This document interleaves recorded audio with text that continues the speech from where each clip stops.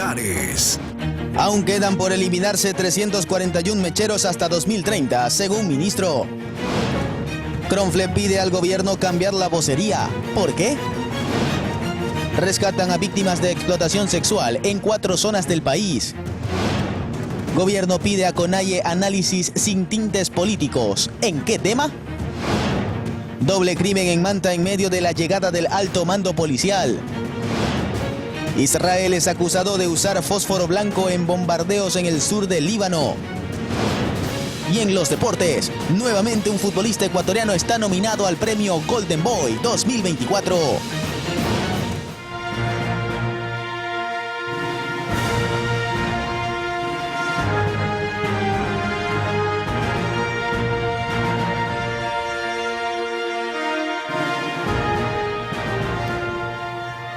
Un gusto saludarlos nuevamente aquí en Noticias Soromar. La Contraloría informó que desde el 3 de junio se realiza un examen especial a los procesos de contratación del Hospital Dr. Francisco de Casa Bustamante efectuados durante los últimos 5 años con el objetivo de verificar la propiedad, veracidad y legalidad. Actualidad nacional. El presidente de la República, Daniel Noboa, vetó totalmente el proyecto de ley orgánica reformatoria a varias leyes orgánicas para asegurar la asignación directa y oportuna de recursos de ingresos permanentes y no permanentes a los gobiernos autónomos descentralizados. Según el gobierno, la iniciativa pretendía la entrega de asignaciones automáticas a las prefecturas, municipios y juntas parroquiales desde el Banco Central. Esto en perjuicio de otros sectores de gasto como seguridad, salud o educación, afectando a las finanzas públicas y con grave riesgo para la estabilidad económica. En otro tema, el viceministro de Gobierno Esteban Torres anunció que la eliminación de subsidios a los combustibles se ejecutará este año. La eliminación de subsidios a las gasolinas Extra y Ecopaís deberá aplicarse inmediatamente. Así lo aseguró el viceministro de Gobierno Esteban Torres. Esto como parte de las medidas que deberá aplicar el país para contar con mayor liquidez y cumplir con los acuerdos con el FMI para la entrega de recursos. Durante una rueda de prensa, el funcionario explicó que si bien aún no se tiene una fecha definida para aplicar la medida, tampoco es una decisión que se tomará el próximo año. Al tratarse de una acción que afectará a un importante sector de la población, Torres adelantó que el gobierno prepara un proyecto de focalización vía compensaciones que reducirá el impacto. Explicó que los beneficios no se entregarán a sectores específicos, sino a los usuarios. Y no compensaciones al sector del transporte por los transportistas, compensaciones a los usuarios que utilizan el transporte. Es la forma más lógica de ayudar a los más necesitados y evitar que hayan recursos que se van por la frontera, como actualmente ocurre. Y recordó que anualmente el Estado gasta $631 millones para subsidiar las gasolinas Extra y Ecopaís. Reiteró que esto se traduce en una pérdida de recursos por estar el subsidio muy mal enfocado. Es increíble el consumo de provincias como Galápagos, como Zamora, como El Oro, que duplican el consumo de gasolina sin tener un parque automotor que lo justifique, a Pichincha o incluso a Guayas. Y eso nos da a pensar que sin duda estamos perdiendo recursos por este subsidio mal enfocado. Según Torres, el plan de compensaciones que contempla el gobierno destinará entre 100 y 160 millones de dólares, con los que se pretende beneficiar a los usuarios que lo necesitan. El secretario de Estado reconoció que la medida causará una reacción social. Sin embargo, aseveró que el régimen no tolerará manifestaciones por motivos políticos y anunció que se mantendrán atentos. Porque si detectamos que más allá de una discusión lógica que se puede dar en este tipo de medidas, hay un interés político de bloqueo y destrucción del Estado, tendrán al gobierno en primera línea defendiendo a los ecuatorianos. En Quito, Juan Correa Rodríguez, Noticias Soromar. Por su parte, Henry Cronfle, presidente de la Asamblea Nacional, pidió al gobierno que el viceministro Esteban Torres deje de ser su vocero. A continuación les explicamos las razones.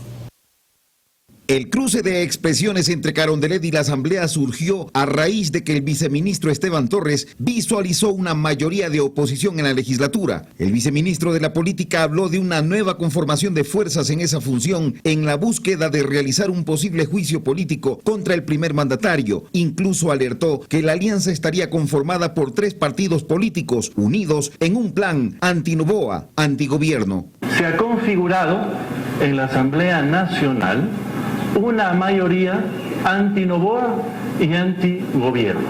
Y sostuvo que estas organizaciones alcanzarían de 82 a 83 votos, los que plantearían la interpelación del presidente Noboa. A procesar un posible juicio político al presidente Noboa por un supuesto y falso incumplimiento de funciones, con el análisis del informe a la Nación, que el día de ayer en la Asamblea conformó una comisión, también al margen de la propuesta de gobierno, para evaluar ese informe.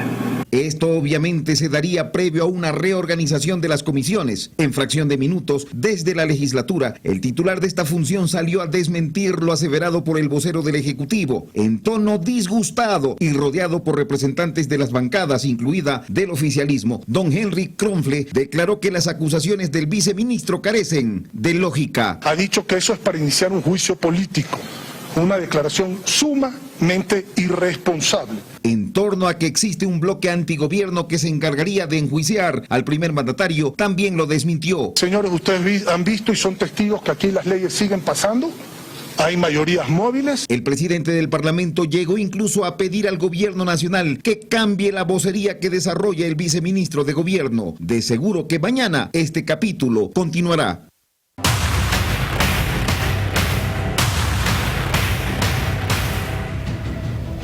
La mañana de este miércoles 5 de junio de 2024, los altos mandos de la cúpula de la Policía Nacional llegaron a Manta para operar desde Manabí y hacerle frente al crimen organizado. Cuando esto prácticamente se desarticula a las organizaciones delictivas, también hemos tomado precauciones porque ustedes pueden ver de que puede darse un desplazamiento geográfico de la criminalidad. También estamos reforzando lo que es Puerto Viejo, Guayaquil y Los Ríos. Así que hemos tomado todas las precauciones a fin de poder nosotros continuar con los operativos que están previstos durante esta semana, estas 2 semanas, 3 semanas, 1 mes, 2 meses, durante el tiempo que sea necesario. Nos quedaremos aquí por el bien de nuestros ciudadanos de acá de la provincia de Manabí. Efectivamente, con 500 servidores policiales, los cuales se están incluyendo al eje investigativo, preventivo y de inteligencia, dando un enfoque o prioridad al eje de inteligencia, ya que está reforzando totalmente el eje de inteligencia para realizar o identificar estos grupos delincuenciales organizados que se encuentran operando directamente en la ciudad de Manta y en la provincia. Se han realizado gestiones directamente con la alcaldía y hemos tenido una apertura directa justamente la señora alcaldesa de la ciudad de Manta, en la cual ya estamos nosotros tratando de ubicar a los servidores policiales en diferentes lugares, los cuales se encuentran cerca justamente del VC. Como alcaldesa de la ciudad velo por la seguridad de mi gente, la seguridad es prioridad y la manera como yo puedo contribuir es dándole todo lo que ellos necesitan. En este caso es la habitabilidad, hemos ya coordinado estas acciones y ya van a estar en un lugar seguro y tranquilo para que ellos puedan hacer bien su trabajo.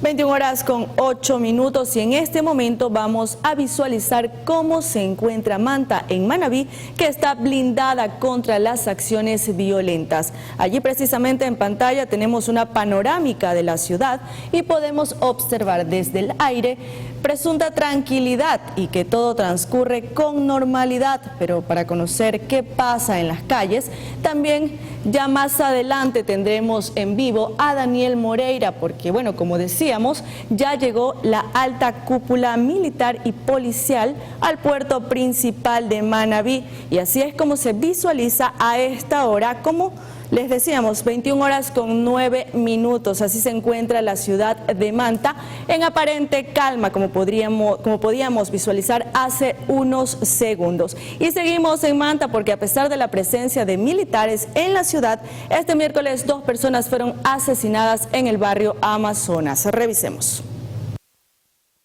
Un nuevo hecho violento se registró en la ciudad de Manta. 2 hombres fueron asesinados en una cancha ubicada en el barrio Amazonas. Se trata de Alex Patricio Molina López y Manuel Antonio Macías Chávez. Las víctimas estaban junto a 2 vehículos. Tras la alerta del doble crimen, al lugar llegaron agentes de la Policía Nacional, acompañados de un gran número de miembros de las Fuerzas Armadas, quienes tomaron el respectivo procedimiento en el lugar de los hechos. Lamentables son situaciones ya de muertes direccionadas, muertes que se encuentran ya dentro de la situación de la inseguridad que existe justamente en este sector. Lamentablemente fue en el sector de Cuba.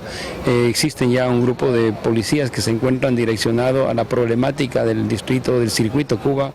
Una vez que finalizó el proceso legal en la escena del crimen, se ordenó el levantamiento de los cadáveres y se los trasladó hasta el centro forense de la ciudad para realizarles la autopsia. Mirly Macías, Noticias Oromar.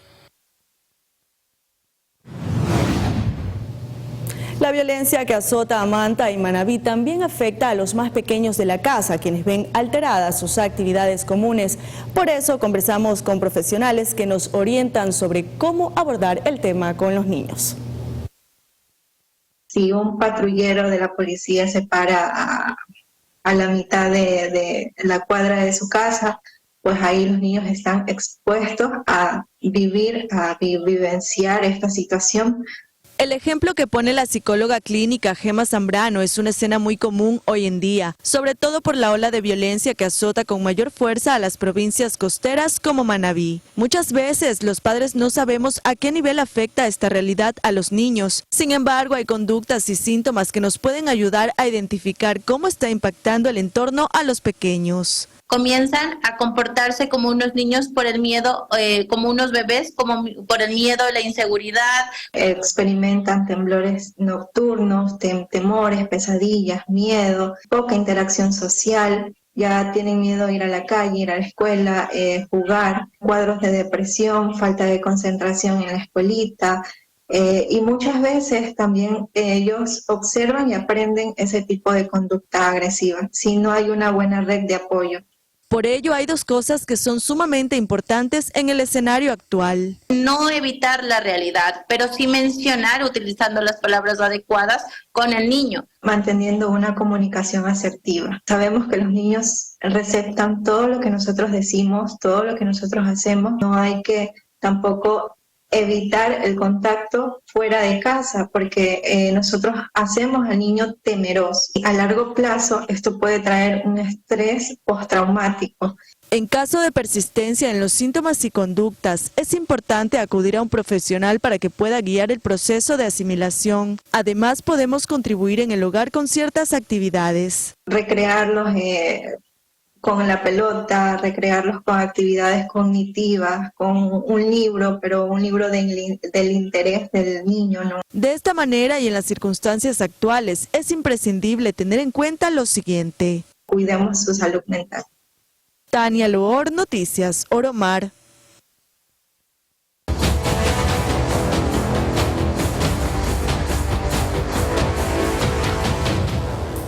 Cambiamos de tema porque este miércoles 5 de junio, Ecuador recibió el primer desembolso por $1.000 millones del crédito con el Fondo Monetario Internacional FMI. Así lo confirmó el Ministerio de Finanzas. El préstamo total es por $4.000 millones y el resto de abonos se realizará durante 4 años.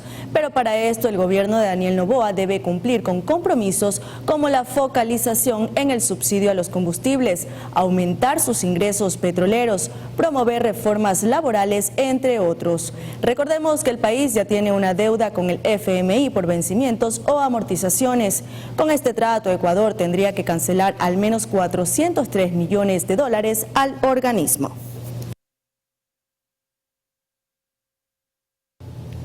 En otra información, 341 mecheros ubicados en la región oriental serán apagados y desmontados hasta el 2030. Así lo sostuvo el ministro de Energía encargado, Roberto Luque. Desde el 3 de mayo del 2021, en que la Corte Provincial de Sucumbíos ordenó la eliminación total de los mecheros de las empresas petroleras en la región oriental en forma gradual y progresiva, 145 han sido eliminados según información estatal. Estos elementos que sirven para quemar el gas de las petroleras han sido focos de contaminación que han afectado por más de 50 años a los habitantes ubicados en la zona de extracción del hidrocarburo. Este miércoles, en los exteriores de la Corte Constitucional, organizaciones ambientalistas protestaban porque dicen no se ha acatado en su totalidad el apagón de los mecheros. Que se eliminen todos los mecheros cercanos a las poblaciones. Mientras que simultáneamente en la Comisión Parlamentaria de Biodiversidad, el ministro de Energía ratificaba que se ha ido cumpliendo lo dispuesto por la Corte. El resto, los 96, fueron mecheros que estaban operativos y que ya han sido desmantelados completamente. Reconoció que los restantes 341 mecheros serán cerrados en forma planificada hasta el 2030. Entre los ambientalistas existe una propuesta que ayudaría al Estado en forma económica y también a la naturaleza, pues existe la tecnología que optimizaría el gas que supuestamente queman los mecheros. Recoger el gas de los mecheros, procesarlo con las nuevas tecnologías y utilizarlo para la electricidad que nos falta. Así, el Estado economizaría un 20% en importación de este elemento necesario para los hogares. Y Diego Guerrero Guevara fue designado como gerente general subrogante de Petroecuador. Esto luego que Marcela Reynoso renunciara a la gerencia de la estatal tras solo 5 meses en el cargo. Días atrás, el ministro de Energía, Roberto Luque, ya había anticipado cambios en las gerencias de las empresas públicas de los sectores estratégicos. Cabe mencionar que en los últimos 2 años y 7 meses han pasado 10 gerentes por esta empresa pública, la mayor del país. Virgilio Hernández niega acusaciones de haber pagado para la liberación del ex vicepresidente Jorge Glass. Esto luego del testimonio anticipado de Daniel Salcedo en el caso Purga. En respuesta a las recientes insinuaciones surgidas a partir del testimonio anticipado de Daniel Salcedo, Virgilio Hernández mencionó que no conoce a Salcedo ni ha tenido ninguna relación con él. Es que Salcedo, implicado en los casos Metástasis y Purga, recientemente en su testimonio anticipado mencionó a varias figuras políticas y judiciales, incluyendo a Virgilio Hernández. Daniel Salcedo alegó que existían conexiones y posibles gestiones legales para su liberación, aunque no presentó pruebas concretas. En las negociaciones, Salcedo también habló del ex vicepresidente Jorge Glass y cuánto debía pagar a un letrado para salir en libertad.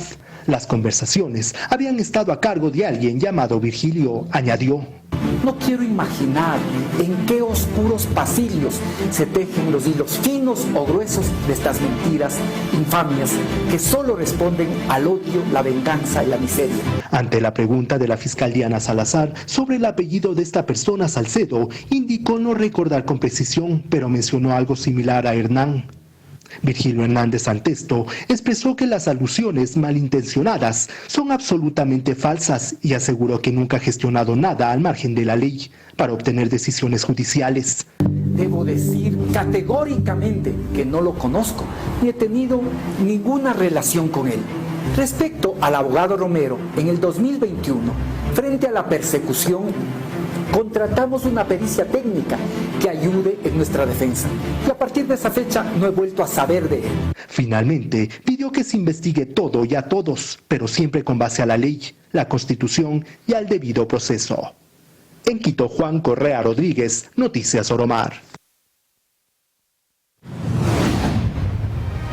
Momento de la primera pausa comercial, amigos, pero enseguida volvemos para hablar de la crisis en el metro de Quito. No cambie de canal, ya regresamos. Al volver del corte. Escuela de sicarios y secuestros fue destruida. ¿Dónde y cómo funcionaba? Más adelante ampliaremos esta información.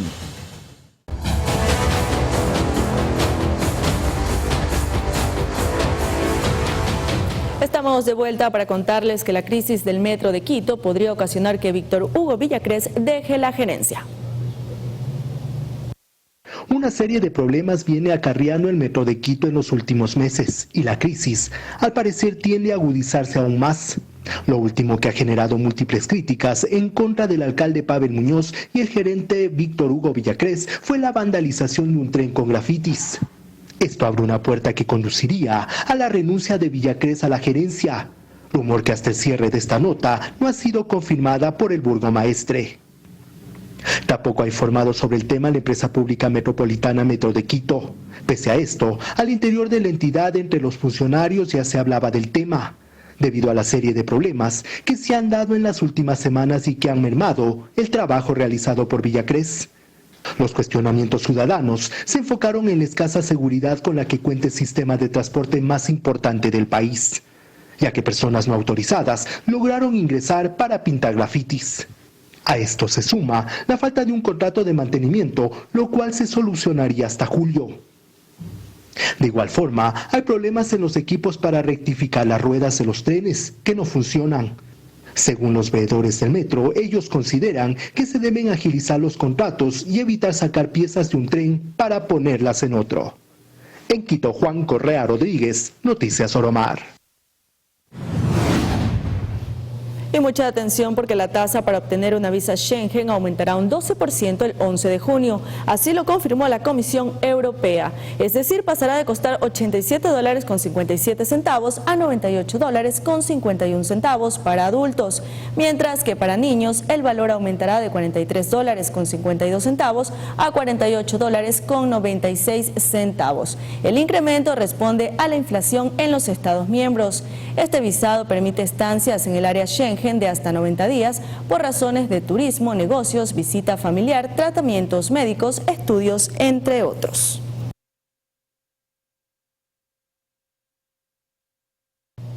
Manta participará de la FIEXPO que se desarrollará en Panamá, esto como parte del Plan MAIS.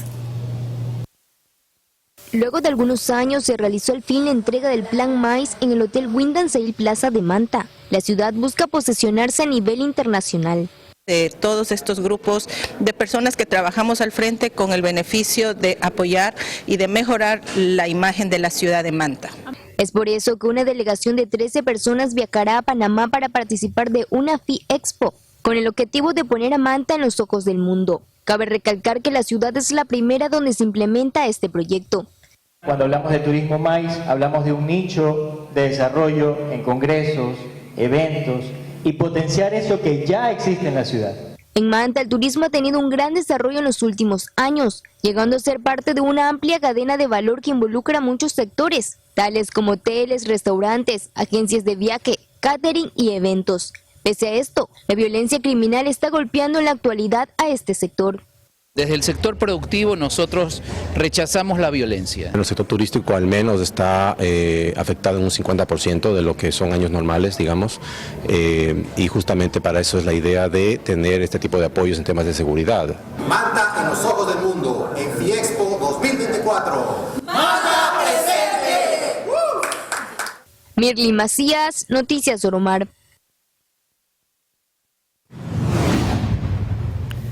Pasamos a Cuenca, donde en los próximos 90 días los constructores formales prevén la devolución del IVA para proyectos inmobiliarios.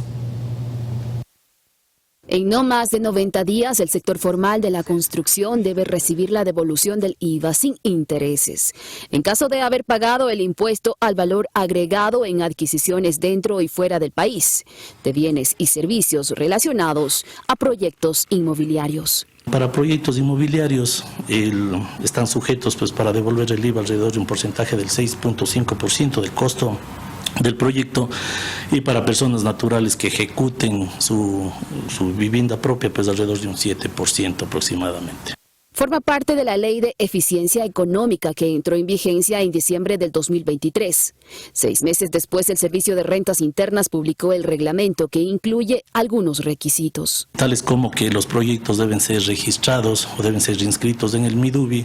Posteriormente, para ser registrados en el MIDUBI, previamente deben tener ya las aprobaciones de los proyectos en los GAS respectivos, de los sitios donde están ejecutando estos proyectos. no son más que incentivos para un sector que busca reactivarse. Así lo señala Henry Astudillo, presidente de la Cámara de la Construcción de Cuenca. Posiblemente podamos bajar las viviendas alrededor de un 2.5 o un 3% por este incentivo de devolución del IVA. Sin embargo, el proyecto o el sector de la construcción más bien no obedece solo a este tipo de incentivos, sino obedece a un crecimiento de la economía global, ¿no?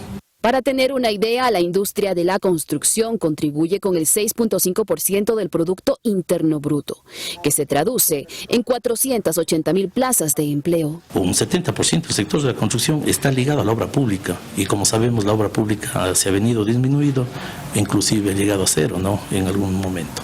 Una razón más para considerar que aún hace falta medidas tales como inversión pública y privada, seguridad jurídica a los inversionistas. Cita Astudillo.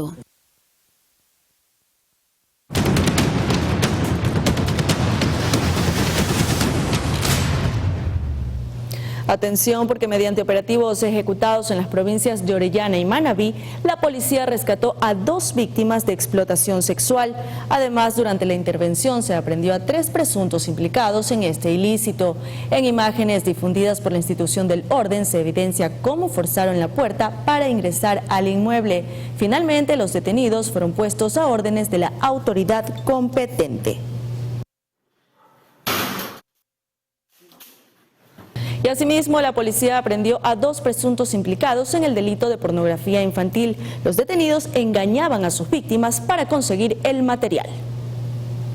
Los operativos se ejecutaron en Quito y en Carchi. Uno de los sujetos fue detenido en la capital de los ecuatorianos. Tras meses de labores investigativas, las autoridades determinaron que el sospechoso tuvo una relación sentimental con la víctima y mediante engaños logró obtener las credenciales de acceso de uno de sus perfiles en redes sociales, donde subía, almacenaba y difundía material de abuso sexual infantil. Así también, a través de mensajería instantánea, ofertaba servicios sexuales con la víctima a fin de obtener réditos económicos. Para la detención de otro sospechoso en Carchi, la policía ecuatoriana tuvo cooperación del Departamento de Seguridad Nacional de Estados Unidos y de OUR Rescate.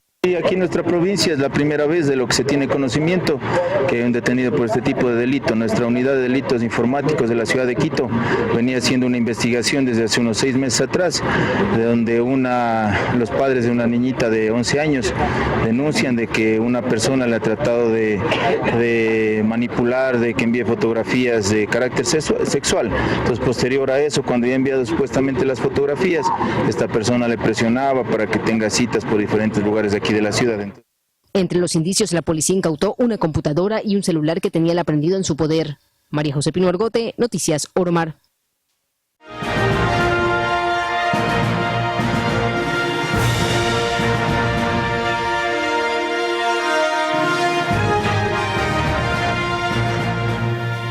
Gracias por seguir con nosotros. Organizaciones no gubernamentales de Quito colaboraron entre sí para realizar un informe que demuestra la dura realidad que viven varios niños y niñas en el Ecuador. Un informe realizado por diversas organizaciones no gubernamentales de Quito muestra que el 36% de los niños en Ecuador viven en hogares pobres. Según el estudio, la pobreza afecta especialmente a zonas rurales y a la población indígena, generando problemas como desnutrición, dificultades de acceso a la educación, a la salud y aumenta la vulnerabilidad ante la delincuencia. Verónica Polit, representante de la ONG Pacto por la Niñez y la Adolescencia, afirmó que esta crisis impone obligaciones al Estado y subrayó que la sociedad debe ofrecer soluciones para prevenir que los niños sean reclutados y explotados por bandas criminales. El trabajo infantil también ha aumentado significativamente, pues según cifras del informe, en 2022 había 270.340 niños trabajando y en la actualidad esa cantidad asciende a 370.000, mostrando un aumento del 37%. Las tasas de maltrato físico y psicológico también son alarmantes, ya que en 2018 y 2023 se registraron 51.235 denuncias por violencia sexual contra niños y adolescentes. Sin embargo, el dato más preocupante se lo lleva la impunidad ante estos crímenes, ya que es alta, con un 95%. Al conmemorarse el Día del Medio Ambiente, la Universidad de Espíritu Santo y la Alcaldía de San Borondón organizaron un conversatorio sobre la necesidad de obtener una ciudad sostenible. Hace alrededor de 25 años en San Borondón se sembraron 1.7 hectáreas de manglar en lo que hoy es el Parque Histórico. El objetivo era reducir la huella de carbono en la ciudad. Hoy la academia lo señala como ejemplo en el Día del Medio Ambiente. Eso era una isla de calor, porque el parque histórico no tenía hace 23 años, la vegetación de ahí era vegetación herbácea.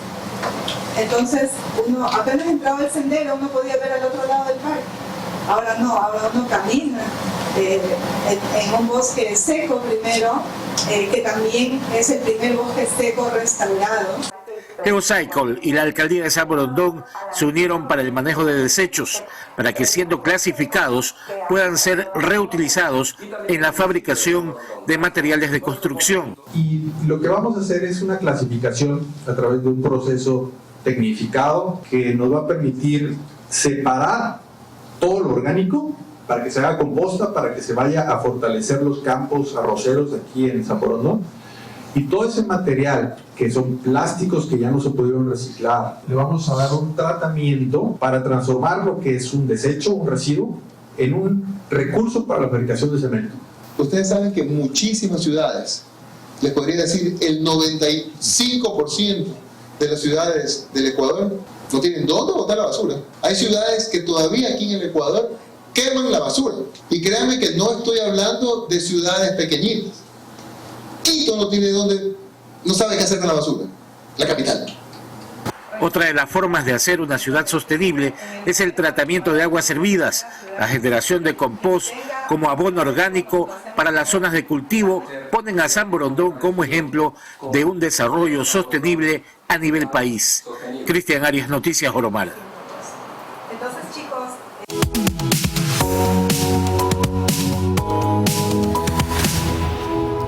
La prefectura de Chimborazo participó de la ceremonia de colocación de la primera piedra del sistema de riego de la parroquia San Juan en Riobamba. Se prevé que la obra esté lista en 3 meses. Todos unidos a trabajar por Chimborazo. Gracias. En la parroquia San Juan del Cantón Riobamba, la prefectura de Chimborazo realizó la ceremonia de colocación de la primera piedra del sistema de riego. La obra marca un hito importante para el desarrollo de la comunidad. El evento comenzó con las palabras de bienvenida de Pascual Tacuri, presidente de la comunidad. Hermer Tanyupanda, prefecto de Chimborazo, resaltó que a pesar de las limitantes presupuestarias, continúan trabajando fuerte en beneficio de cada rincón de la provincia. Yo vengo a dejar esta obrita para que llegue en 90 días. Y ahí está la piedra que vamos a cortar ya mismo, pero haciendo una oración. Tayupanda también se refirió a las nuevas obras. Y de ahí empezamos a trabajar con maquinarias nuevas. Ahora estamos haciendo pavimentaciones con nuestra misma maquinaria. Vean, a mí el señor prefecto antes ha comprado maquinaria de pavimentar, pero teniendo botado guardado ahí, no ha pavimentado ni 1 kilómetro. Y llego yo, cojo $70,000, arreglo, vamos trabajando. ¿Está trabajando? Antes de concluir el evento, el Consorcio de Transportes Sultana de los Andes entregó una placa de reconocimiento al prefecto. La jornada culminó con una pamba mesa preparada por la comunidad de La Delicia. María José Pino Argote, Noticias Oromar.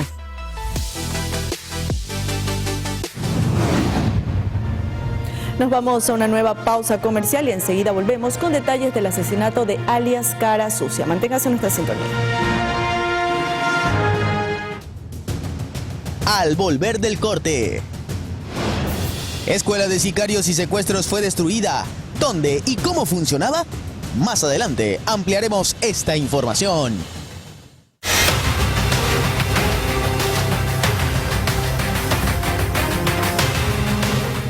21 horas con 46 minutos. Ángel Menéndez Arteaga, alias Cara Sucia, fue asesinado en Chone, provincia de Manabí. Recordemos que el joven logró sobrevivir tras un ataque a finales de 2022 al interior de un hospital.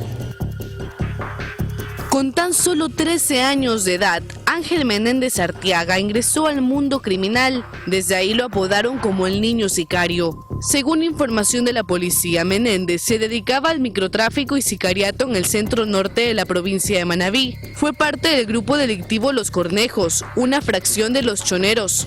Cara Sucia es una persona que estuvo involucrado en algunos hechos delictivos, incluso hay la posibilidad de que él haya participado en uno de los ataques o la muerte de un policía motorizado.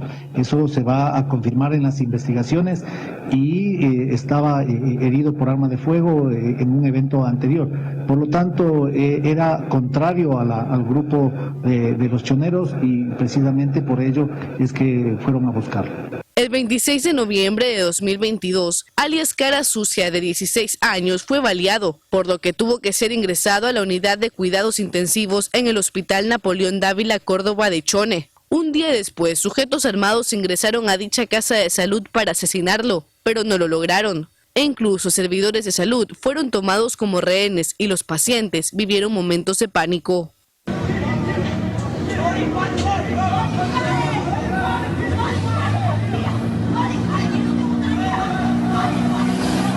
Pasaron 2 años y Menéndez, ahora de 18 años de edad, volvió a ser atacado la noche de este martes 4 de junio, pero el final fue otro. Sujetos ingresaron a una vivienda en el sitio El Bejuco de Chone y dispararon contra su humanidad, por lo que inmediato, alias Cara Sucia, fue trasladado hasta la misma casa de salud donde ocurrió el primer ataque, pero ahí los galenos solo confirmaron su deceso. María Emilia Vera, Noticias Oromar.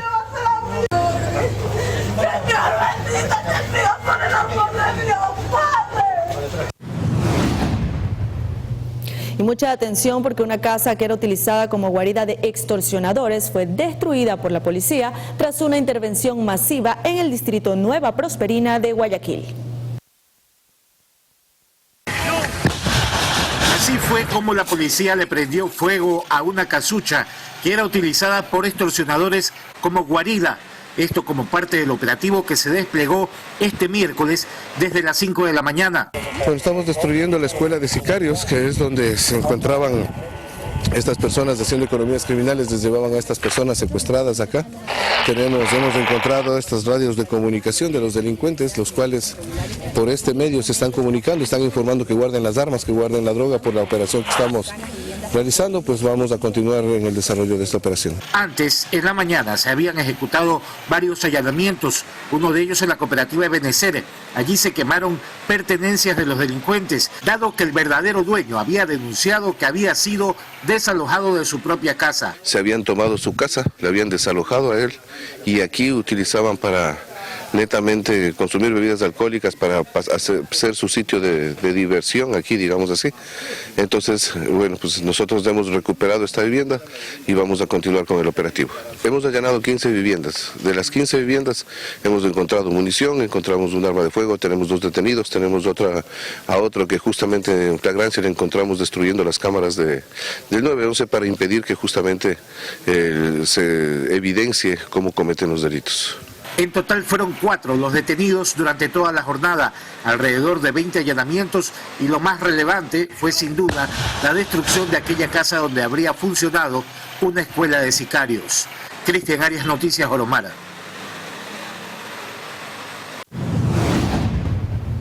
Seguimos en la Nueva Prosperina porque la policía capturó a alias Cara de Niño, Gato Dani y Santi, quienes estarían vinculados a los delitos de robo a personas, sicariatos, extorsiones y secuestros. Además, serían parte de la organización catalogada como terrorista Los Fatales.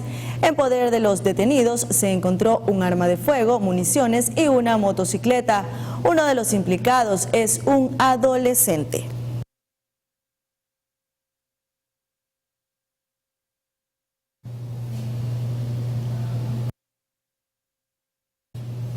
Y 19 centros penitenciarios son controlados por las Fuerzas Armadas y Policía. Dicha presencia ha permitido que en lo que va del año no se hayan registrado masacres carcelarias.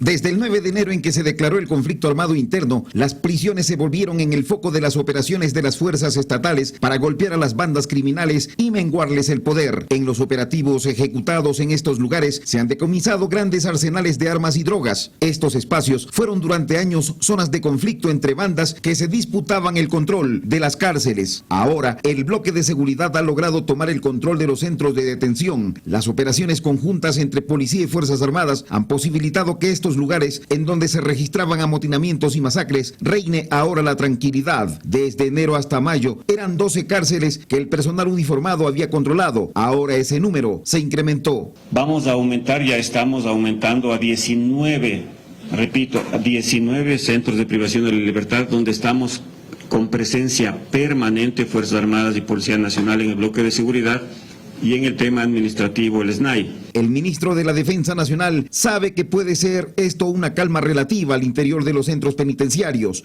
Él aún no canta victoria. Voy a tocar madera, no vaya a ser que el día de mañana intenten hacer una. Lo digo un poco en serio y un poco en broma porque no debemos olvidar que la violencia en este país tiene un componente político que es una realidad que tenemos que tener claras. En el año 2020, las masacres carcelarias quitaron la vida a 413 detenidos. El año anterior se registraron 67 muertes. Desde el 2019 al 2023, 2.581 presos murieron en enfrentamientos al interior de los centros de detención. El gobierno nacional y sus acciones no han reportado muertes por amotinamientos en lo que va del 2024.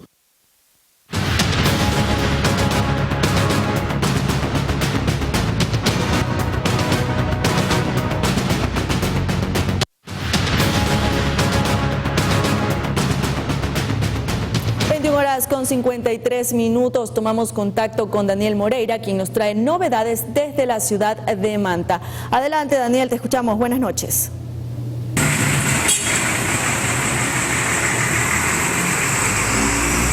¿Qué tal, Tania? Muy buenas noches, amigos televidentes. Sí, efectivamente, nosotros estuvimos en un recorrido en toda la ciudad donde la poca afluencia de personas se está evidenciando y nosotros nos encontramos en este momento en la avenida 24, una avenida que realmente es de bastante afluencia de personas.